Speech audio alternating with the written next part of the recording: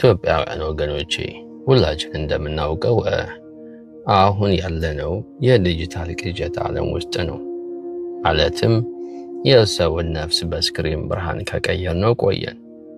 በስልካችን መስተዋት ጀርባ ተደብቀን የምንወረውረው ቃልና መጥፎ ጥላቻ ሰውን እንደሚጎዳ አንረዳም።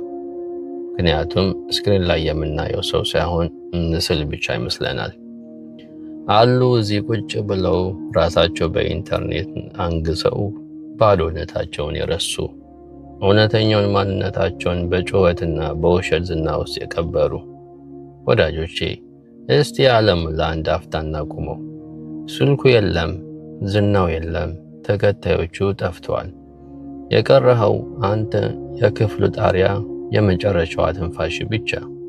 በዚህ ሰዓት ጥላቻ ዋጋ አለው? ያሸነፍከው ጠብ ደስታ ይሰጣል? በውሸት ማንነት የገነባው ህዝብ መጥቶ ያንተን ነፍስ ያድናታል? በፍጹም።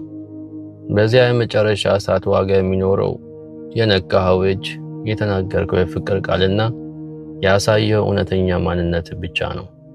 ይህ ዓለም እንድንዘናጋ ይፈልጋል። ምክንያቱም የተዘናጋ አእምሮ ለመሸጥ ይመቻል። ሲስተሙም እውነቱ እንዲሞትና ውሸቱ እንዲነግስ ይፈልጋል። ወዳጆቼ የዚህ ስራ አስኪያጅ አንሁን። ኢትዮጵያውያን አንድ ሰው የሞት አፋፍ ላይ ሆኖ እጁን ይዛችሁ የማትናገሩትን ቃል ዛሬ በስክሪን ጀርባ ሆናችሁ አትናገሩ እላለሁ። ከዚህ የዲጂታል ቅዠት ውጡ። እንደ ማሽን ሳይሆን እንደ ሰው አስቡ። እውነት አልሞትም። እውነት መቼም አይሞትም።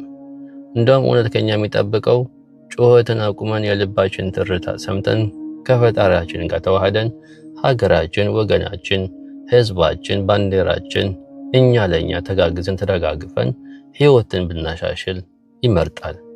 አሁኑኑ እንንቃላለሁ። ወዳጆቼ ባላችሁበት ሁሉ ሰላማችሁ ይብዛ። ንቁ።